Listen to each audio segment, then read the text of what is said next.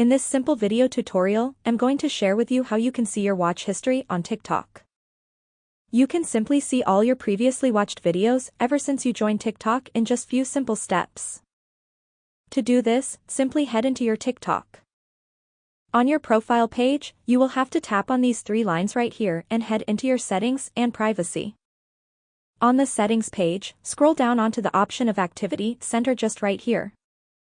Select the first option of watch history.